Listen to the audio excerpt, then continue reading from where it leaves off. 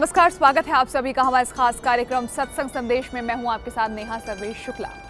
हमने लोगों को कहते हुए सुना है कि जिंदगी सिर्फ 4 दिन की है। इसमें व्यक्ति प्रभु का भजन करे, धर्म का प्रचार प्रसार करे, अपनी काया यानी अपने शरीर को स्वस्थ रखे और व्रत आदि रख दान पुण्य करे, ताकि अपने जीवन में वो हर प्रकार के पुण्य को अर्जित कर सके। हमारा ये कार्यक्रम भी आपको प्रभु से जोड़ता है, औषधीय नुस्खों से अवगत कराता है और स्वस्थ रहने की जानकारी देता है। और भी है इस कार्यक्रम में बहुत कुछ। तो चलिए हेडलाइंस के द्वारा आपको बताते हैं कि इस सप्ताह आप लोगों के लिए क्या कुछ है खास। धर्म में आज आपको बताएंगे श्री हरि क्यों बने राजा बलि के पहरेदार।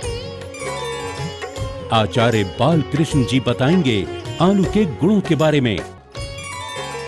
योग अमृत में स्वामी रामदेव जी बताएंगे किडनी रोग को दूर करने का उपाय। साथ ही मिलेगी जानकारी इस सप्ताह के व्रत और त्योहारों के बारे में। आपने भगवान विष्णु के वामन अवतार की कथा तो पढ़ी होगी, जिसमें श्री हरि राजा बलि से 3 पग भूमि दान में मांगते हैं। पर क्या आप जानते हैं कि इस घटना के बाद भगवान विष्णु खुद बलि के प्रहरी बन गए? आखिर ऐसा क्यों हुआ जो प्रभु को बलि का पहरेदार बनना पड़ा? आइए आपको बताते हैं।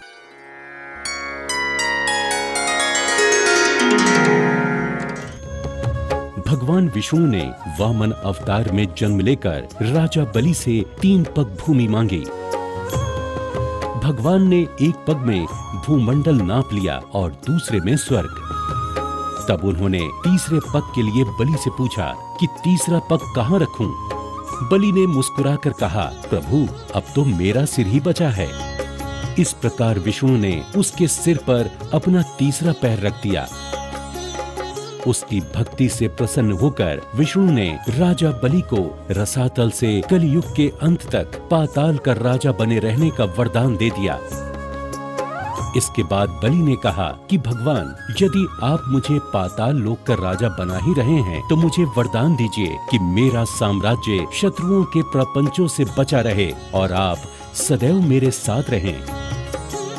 अपने भक्त के अनुरोध पर भगवान विष्णु ने प्रहरी के रूप में 8 प्रहर पातालपुरी में बलि के राज्य की रक्षा की और इस प्रकार पालनहार बलि की भाव भक्ति से प्रसन्न होकर उसके पहरेदार बन गए। चलिए आगे बढ़ते हैं और आप औषधीय गुणों के बारे में जानकारी लेंगे आचार्य बालकृष्ण जी से, जिसमें आज बात होगी सब्जियों का राजा कहे जाने वाले आलू के बारे में। सब्जियों में तो इसका भरपूर प्रयोग किया ही जाता है, पर इसके साथ ही ये पौष्टिक तत्वों से भी भरा होता है। इसमें अधिक मात्रा में स्टार्च होता है, साथ ही साथ इसमें पोटेशियम, मैग्नीशियम, फास्फोरस और विटामिन ए आदि भी भरपूर मात्रा में होता है। चलिए आचार्य जी से जानते हैं कि स्वस्थ रहने के लिए हम आलू का प्रयोग किस प्रकार से कर सकते हैं।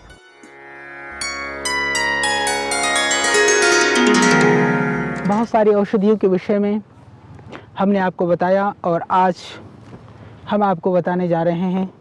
आपने बहुत सुना है, देखा है, जाना है और जीवन में काफ़ी आजमाया है।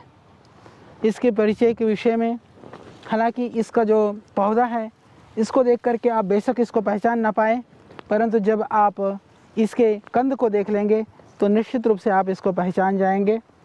यह है आलू, जिसको आप पोटैटो या आलू के नाम से जानते हैं। आलू वह भोज्य पदार्थ है, उसके अंदर वह सामर्थ्य है कि वह आलू जो है आपके जीवन को चला सकता है। आपके पेट के लिए, आपके इंडाइजेशन जैसी बीमारी के लिए आलू बहुत ही अच्छा है।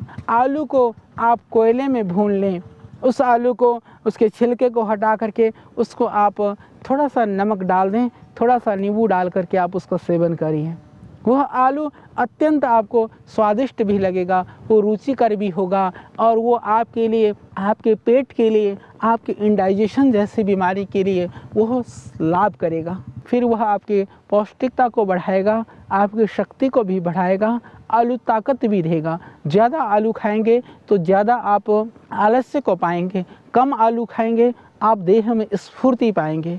इसके अतिरिक्त जिनको कितनी भी भयानक खांसी हो, खांसी के लिए आलू अत्यंत रामबाण है। यदि आप इन पत्तियों को उबाल करके उसको काढ़ा बना करके देते हैं, बहुत ही अचूक औषधि है। और आलू के पत्तियों का काढ़ा भी आप सूप की तरह से इसको पी सकते हैं बहुत ही आपको अच्छा लगेगा, बहुत ही लाभकारी होता है।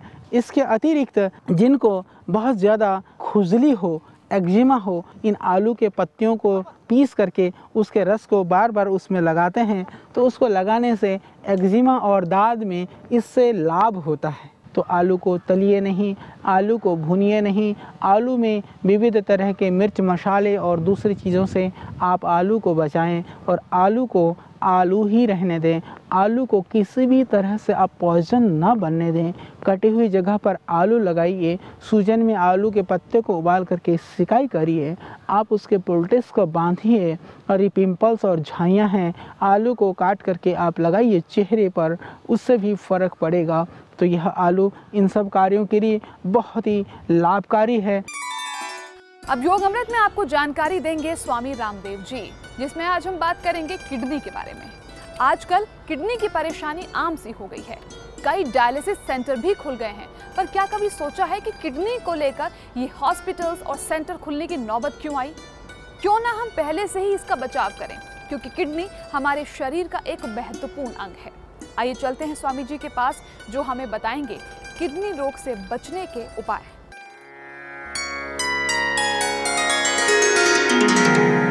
किडनी फेलियर के केसेस दिन प्रतिदिन बढ़ते ही जा रहे हैं।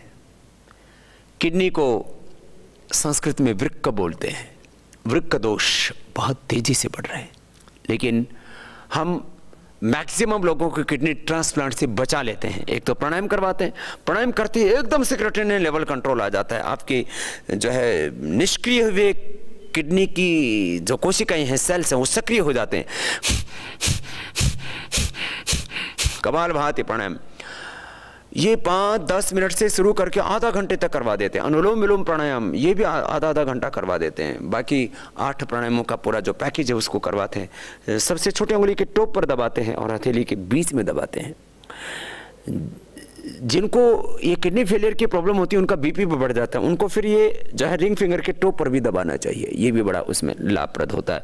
जब बीपी बहुत ज़्यादा बढ़ता है किडनी के रोगियों का तो उससे और ज़्यादा किडनी फिर डैमेज होती है, इसलिए उनको मुक्तावटी भी साथ साथ खिला देते हैं। वृक्कदोषर क्वाथ 1-1 चम्मच और वृक्कदोषर वटी 1-1 चम्मच गोली और पुनर्नवादी मंडूर आवश्यकता होने पर उसको चंद्र प्रभावटी या गुक्षरादि गुगुल भी देते हैं। यह वैद्य के परामर्श आप पतंजलि चिकित्सालयों से ले सकते हैं। सुबह नीम के पत्तों का रस, शाम को पीपल के पत्तों का रस 1-1 चम्मच पिला देते हैं और हम देखते हैं कि जो निष्क्रिय हुए किडनी की जो सेल हैं वो सक्रिय होने लगते हैं।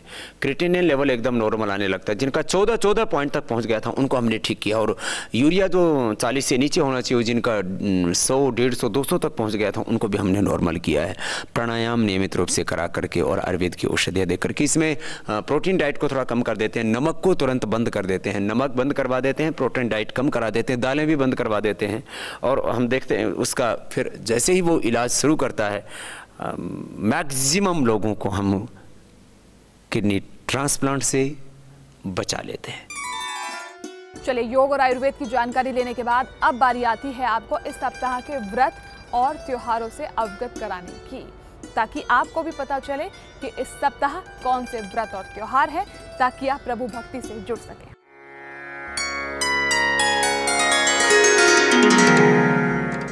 14 अप्रैल रामनवमी, 15 अप्रैल एकादशी व्रत, 16 अप्रैल प्रदोष व्रत, 18 अप्रैल पूर्णिमा व्रत, 19 अप्रैल हनुमान जयंती चैत्र पूर्णिमा।